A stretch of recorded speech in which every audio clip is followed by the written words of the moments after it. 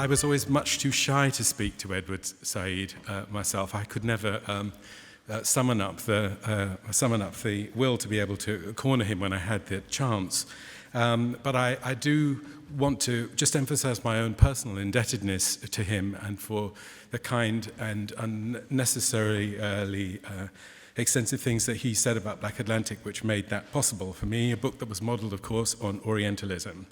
And long before that happened, I remember the day very well in 1979, I think it was, when Mohamed Esrura, the Moroccan intellectual, turned up in the center in Birmingham, waving a copy of Orientalism and telling us that we could disband our race and politics group because now there was a new mission. And so I'm grateful to Mohammed for that too, and I remember that encounter fondly, and I've been chewing it ever since then. I feel a little bit uncomfortable in what I want to say because I feel there's been a sort of truce declared in the presentations that we've heard. And that truce is really, if I can characterize it crudely, between the humanists who remain, as I see it, close to Edward Said's own understanding of humanism's mission, and those who are anti-humanist, avowedly to the core, to the bottom of their socks. And I think I'm interested in that truce, and I want to sort of be indiscreet enough to try and violate it a little bit in the hope that that might be interesting. Of course, one of the most testing and difficult subjects associated with Edward's intellectual legacy and his example is this issue of his staunch humanism, which has been danced around here, and in the wake of that truce, a kind of consensus, a vague collaboration of a sort of agonistic relationship with that goal seems to have emerged. And it's something I think that might be worth addressing more openly. As Rob Nixon suggested, there is a kind of redness about this humanism rather than perhaps a greenness about it.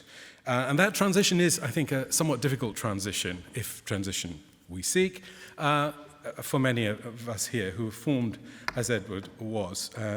It's not a humanism, in his case, I think, that's derived from the philosophical anthropology of the early Marx, with which it intersects via the voices of Lukács and Gramsci, and of course C.L.R. James, who seems to have been an important interlocutor at a certain point. Fundamentally, of course, it is warranted by the writings of Vico. It's counterpointed by Fanon's audacious calls for humanism's renewal, and anchored in a kind of cosmopolitan and multilingual and comparative excursion discovered in Auerbach and others who steer a similar course through the study of literature and language.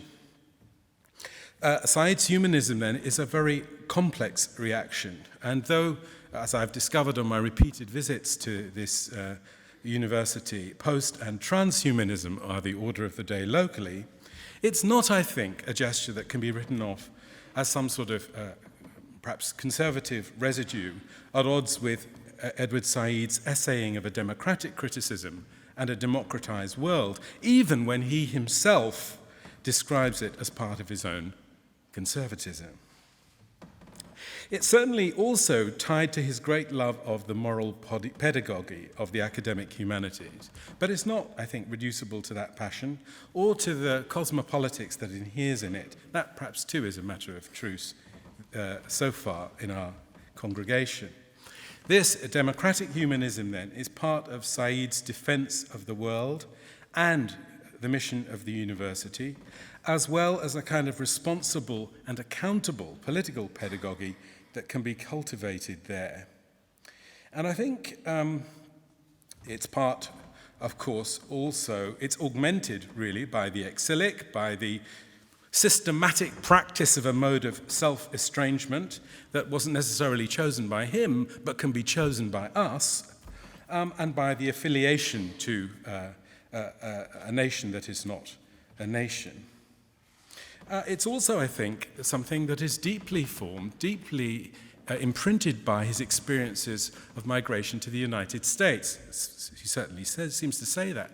And I think we perhaps also have to make some adjustments in that area too, when we think about the intellectual power of the US Academy, its global reach. We're so comfortable talking about US military power, the nomos of that operation, the worldly nomos of the drone and so on.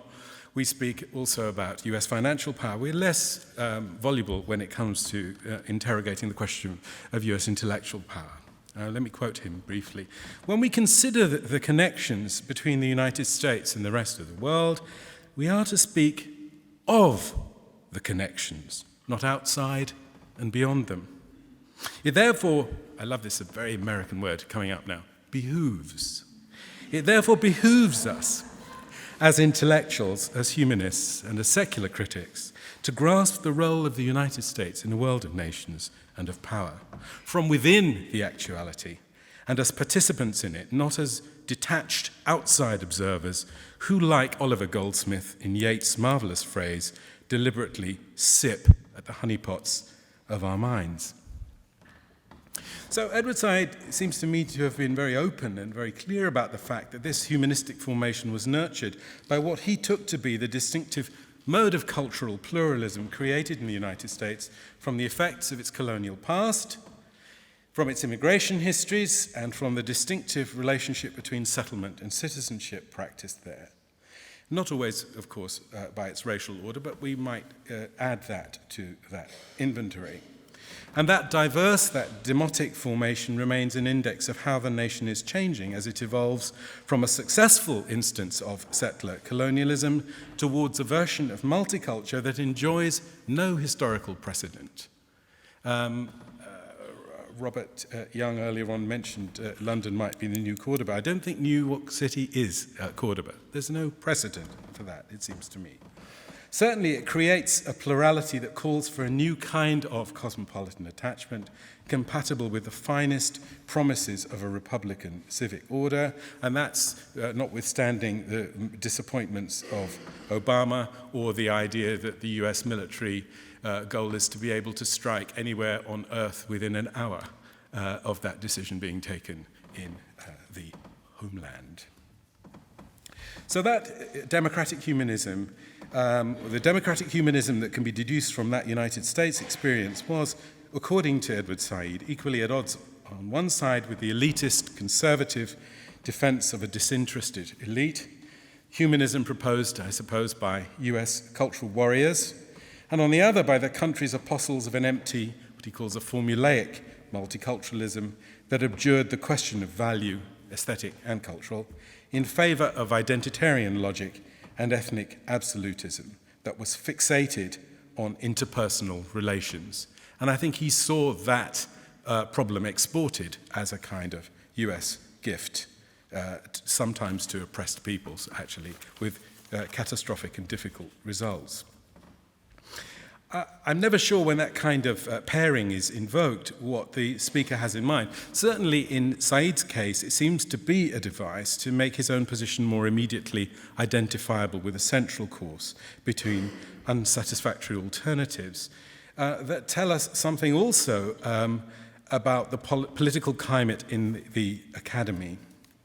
Certainly, he described that kind of tension in a short essay he wrote for Raritan on the politics of knowledge, where his own perplexity with the critics of different sorts of critics framed his own choices. And more interestingly still, for me, the variety of humanism he favored has a distinct relationship to two other formations. One, obviously, the history of modernism, and the other, the development, appreciation of certain kinds of musical creation, which by being implacably at odds with their historical circumstances in which they appear, require from us a distinctive critical orientation. And that not yet, that is also, it's not just the Faust of Goethe, it's the Faust of Thomas Mann, and it's the voice of Ernst Bloch in dialogue with Adorno, not just Adorno sotto voce. Conrad and Adorno, who I've just mentioned, provide the mediating presences between these two problems. And of course, in Adorno's case, the German setting of his work constitutes an important general link to the politics of the 20th century, and in particular to the dialectic of enlightenment that becomes unavoidable through the rational irrationality of the racial regime of the Third Reich, even though, of course, it has a much, much longer history, part of which is addressed in Orientalism. What I want to also emphasize is that the racial element in all of this is crucial, however muted it may be in Edward Said's narrations of it. It's that element, that colonial and racial element, that provides him with that famous license to roam right into the core of this very dangerous territory that is agonistic attachment and practice of humanism out of time requires him to occupy. And his account of that humanism goes to great lengths to make clear that it was not tailored to the contours of the sovereign subject that defines the bourgeoisie in its emergent phase, found in its historic counterparts in the form of liberal political theory, animated by thought experiments like the one conducted on Crusoe's Island. I don't know how climate change is going to be affecting that zone, but we can reintroduce that problem perhaps in a decade or two. Certainly what we have there is an ambitious counter-anthropology, which notes the epiphany of that critical historical figure, but in refusing all dualistic styles of thought, this humanism is not content with simply reversing the unacceptable polarities of European domination. Instead, it draws upon resources that descend from ancient sources via a distinctive critical rereading of Enlightenment, again, centered on Vico, and seeks, in doing that, to precipitate a new set of habits that exist as they did for Fanon, outside of any Manichaean coding. Now, after 1945, the obligation to explore the forbidden zones of humanism derived from the immediate task of seeing the problem of the human in the light of that genocide as both a colonial and a post-colonial phenomenon. And that, perhaps this is where the site of the truce is marked with a flag or something suitable, would involve, I think, an encounter with Heidegger's influential mystifications that will have to left, I think, to another day. Certainly, Said's own account of his formation of this humanist disposition is most fully sketched out in a book that's already been cited today, in Humanism and Democratic Criticism. And there, setting out the parameters of his own intervention, he cautiously explains the emergence of academic anti-humanism and provides an explanation of its particular appeal in the context of US university life.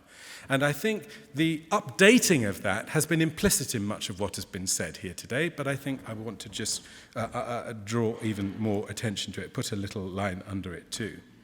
He describes a generational response to the war in Vietnam.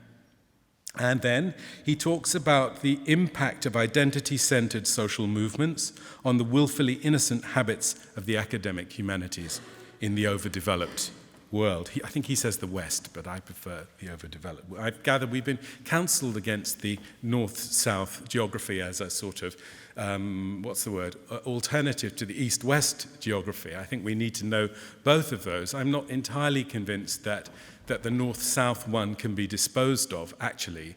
I think partly, I understand absolutely what Gayatri said about data, and I think that's very fruitful. I also think everyone in this room, just about, has a piece of the Congo in their pocket, okay? And while that persists, then the north-south relationship can't be entirely disposed of. Certainly, this avowedly radical anti-humanism that he describes as coming out of the response to the Vietnam War and the rise of identity-centered social movements was resurgent, and it was not really resurgent only as a rhetorical strategy for engendering its opposite, a kind of anti-humanist humanism, although that does exist as an interesting option, but as a kind of unthought common sense, tailored to the exigencies of campus life.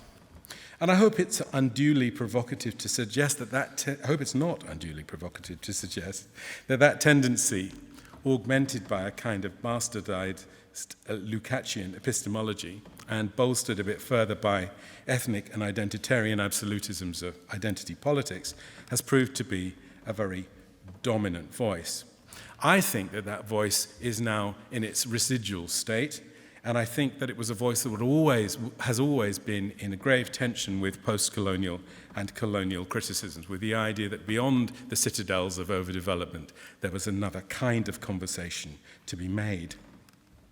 Certainly, its power and its radical credentials are only now gradually being queried.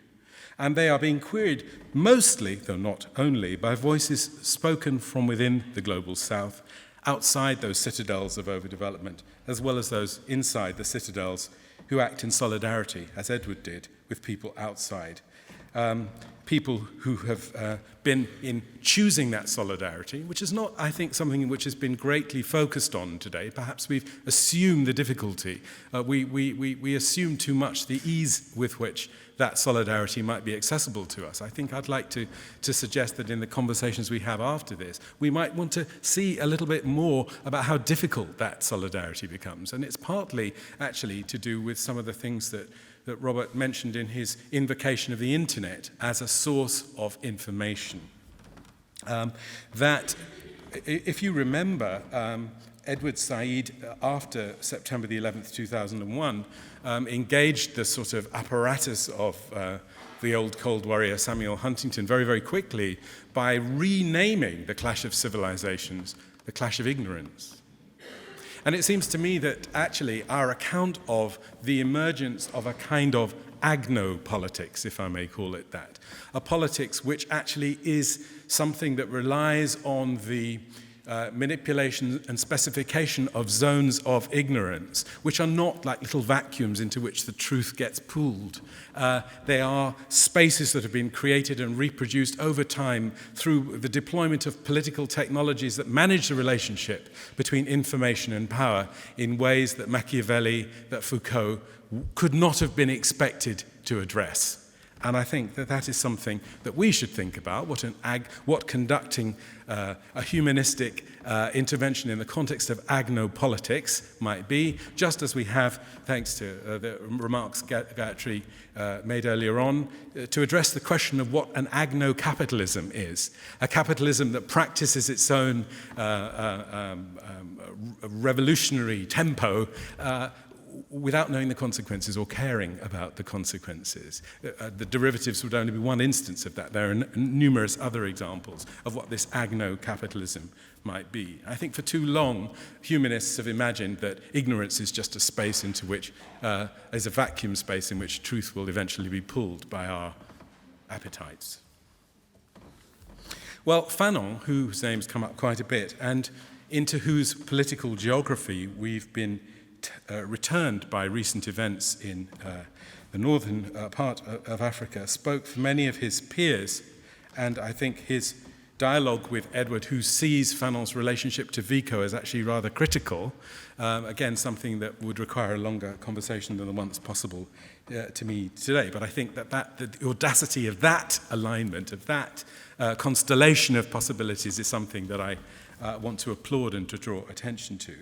Fanon spoke for many of his peers when he concluded that a new humanism was only going to be possible, was not only going to be possible, was also going to be desirable, and not only for Europe, but also for ourselves, and that new humanism was going to be part of the struggle against epidermalization, against the racial, corporeal schema, and the various structures of colonial and neo-colonial domination. And the problem of that humanism is directly relevant to Fanon's critique of nationalism and to his view of a militant revolutionary struggle in securing psychological, political, and social transformation. I do not think it's possible, and I'm sure there are others who will disagree with this, to simply name Fanon's excursus in the area of political ontologies a kind of anti-humanism and then think that the work's been done. There has to be a much better account of that provided. I was delighted, and many things by Gayatri said, but I was particularly enthused by her invocation of the spirit of Du Bois.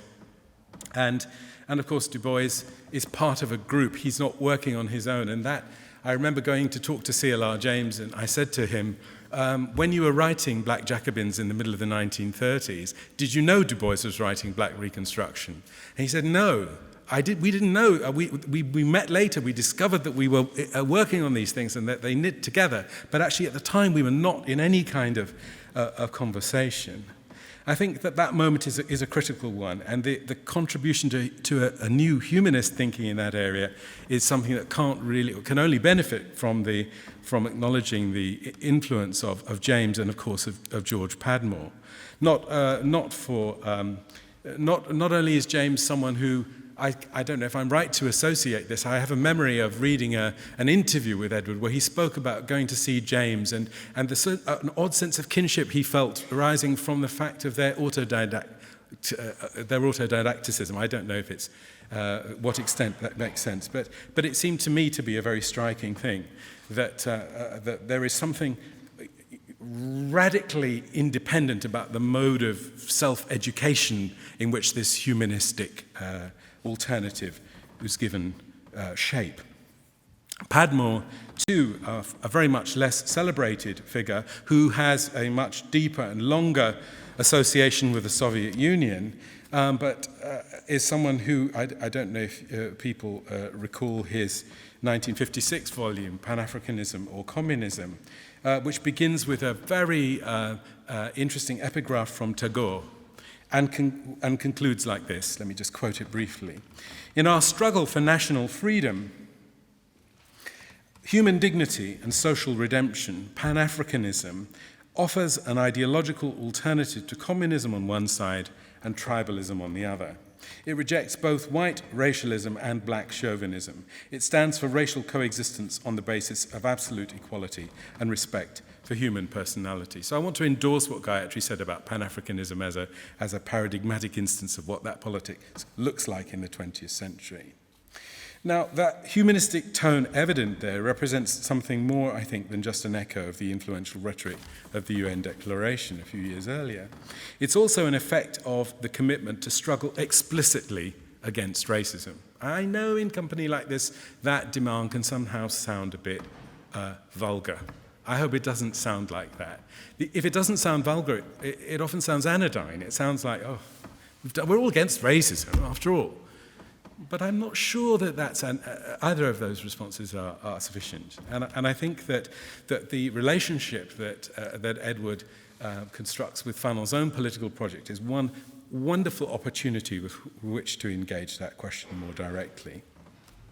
That body of work is also a link to Césaire Senghor, who's already been mentioned today, and of course to the work of Cabral and a host of other more ephemeral anti-colonial sources.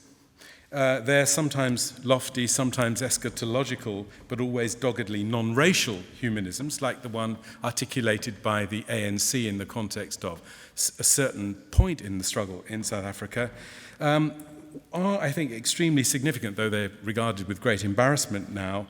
And I think my central point, I suppose, let me just focus on that, is that these humanistic speculations do bear the precise negative imprint of racial systems of thought and power. The specific commitment to overthrow racism, to engage ethnic absolutism, endows in them a distinctive quality that's not shared by abstract anti-racist universalism of the UNESCO or the liberal varieties, even when their respective rhetorics do appear to overlap. And I think that same tone, the tone of the Pan-Africanist, is audible in Said's writing, and it can be amplified. It can be amplified when that work is placed in counterpoint with a number of other voices of the same essential political generation. And a couple of them have not been mentioned today because I think they're not always thought to be part of the official canon of post-colonial studies, but I want to mention them both today.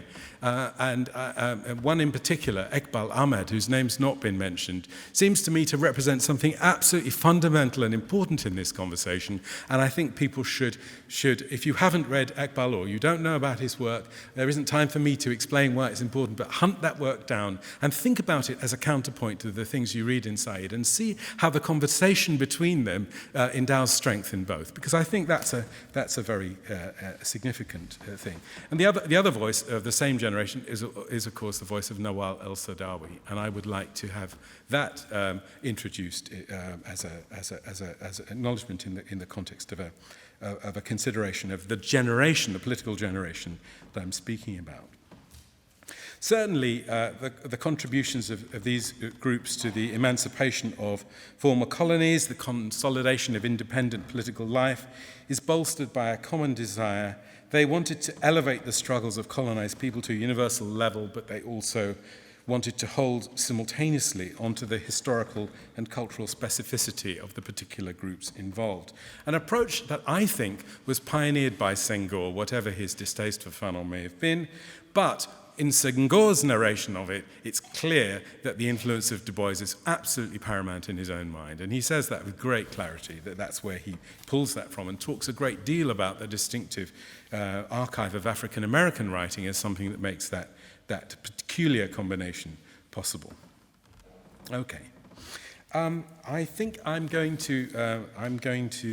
going on a bit, so I'm going to just turn towards the conclusion of what I wanted to say, just very, very briefly. Obviously, implicit in what I'm saying is that we shouldn't engage the impact of the war on terror, the clash of civilizations, the invasions of Afghanistan and Iraq, the operations of AFRICOM, the privatized, mercenary, extra-legal antics of the US government in Africa as an occasion to reinforce our anti-humanism. I think we should think about how humanism might be transformed by a systematic engagement with these questions. I know that Robert Young spoke before I get to that, I want to make a point about gender. And it seems to me that it's really in the context of US academic culture that this humanism comes into an area of critical feminist writing that is not confined to or reducible to the question, are women human? Although that is not a question over which Catherine McKinnon should be allowed to hold any sort of monopoly. I think I want to just suggest that there is an enforced attention to the gender dynamics and gender democracy that's demanded a revised account of personal, political, and cultural relationships. And that has been illuminated by, several generations of feminist historical scholarship, which speaks to these questions of post-colonial critique. I think if they could be considered together, that work seems to say, relationally, that's the word, the braided lives and experiences of colonized and colonizer women might reshape fundamental analytical categories, class, nation, family, household, and so on. And it's really only after that encounter with feminist critique that the intersection of post-colonial and multicultural theory starts to assume a kind of stable academic shape. I want to ask what's become of that, actually. And I was thinking about not only the role of gender in warranting morally the clash of ignorance, in winning hearts and minds for these adventures in Afghanistan in particular, but also, and of course now in the Congo, where Angelina Jolie is going to take care of it for us, so we don't have to worry about it. But I was thinking also of Femen, actually, and of Femen lining up by the Eiffel Tower with laïcité et liberté written on their naked bodies, and what that naked female body is in the context of an argument about the human, actually, today. And I think that there's something incredibly, although I would not count myself an uncritical friend of Femen, particularly since they last week or the week before declared war on Sharia. And I think we've had enough of declarations of war, even if they emanate, semi-parodically from that sort of Eastern European source. It seems perhaps that the Parisian division of Femen is now in the ascendant, and we may have to rethink that one. But I do think there are some questions there that really do require a specific engagement too. Okay, just to conclude then, Said's abiding commitment to positions like these raises a number of new issues. After the end of natural evolution, after we have the Anthropocene in focus, in the era of genomics, in the face of irreversible climate change that will enforce its own regime, of social and economic differences beyond the institutional and imaginative grasp of the national state when the water starts to rise. I came here once, and part of my duties, I came here by train from London, and I have to say I learnt in that journey across the country an incredible amount about the Dutch landscape and so on, but I learnt most of all actually about the engineering of water. And those of you who take that, it's not, I don't think it's just an ambivalence about water. There's a particular relationship to that possibility that ought to be, not least of course part of my own family, my colonial family comes from Suriname. So there is a kind of strong attachment, I feel, to the idea of Dutch engineering in making life in that particular part of the world possible. Okay.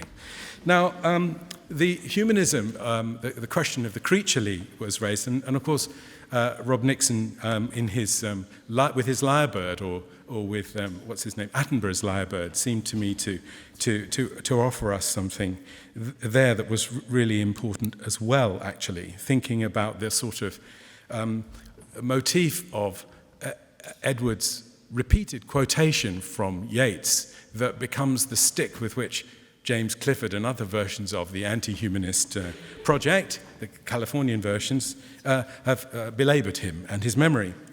And I want to suggest that lateness is not merely, in the light of this, a re-enchanting of the human, but the relocating of that human in what I want to call the waiting room of death. As I've sat here the last couple of days, I've looked up at that window where wisdom can be found, wearing a tasteful yellow hat. And wisdom is to be found there with a mirror, with a wise owl, with a child.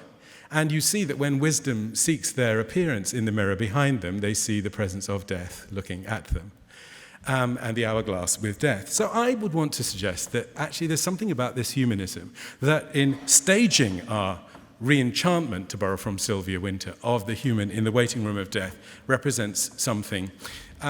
I know that, there are philosophical precedents from this, not all that far from here. I mean, I don't know if Descartes ever lectured in this room, but he was trying to kill Montaigne, and Montaigne represents that possibility, at least it seems to me, at the risk of recentering the Enlightenment. I would like to draw. Of course, if you go to where Descartes lived in Amsterdam, it's just right by the Anne Frank house, so you get this wonderful sort of European triangulation of possibilities there. But that repeated quote of Edward Said from Yeats, the mystery on the bestial floor. I don't think that the bestial floor is for him the bedrock of something like bare life. I think Yeats was making a kind of decolonial comment that associates that grim location, the bestial floor, with mystery, with the work of reading and the work of interpretation. So it's not that this relationship with death, the encounter, the re-enchantment of the human in the waiting room of death, it's not the biblical puzzle of God incarnate, which it may have been for Yeats, but we certainly have to do more work there. And it's not only is it not the biblical puzzle of God incarnate, neither is it the reduction of human beings to the infrahuman condition that Du Bois associated with the figure of the tertium quid, the third thing between the animal and the human. I think that decision of whether we're humanists and whether we're anti-humanists really does matter.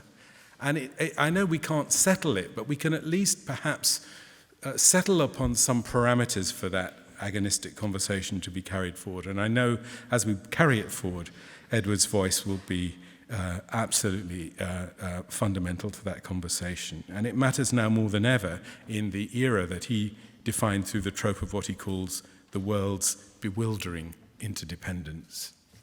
Thank you very much.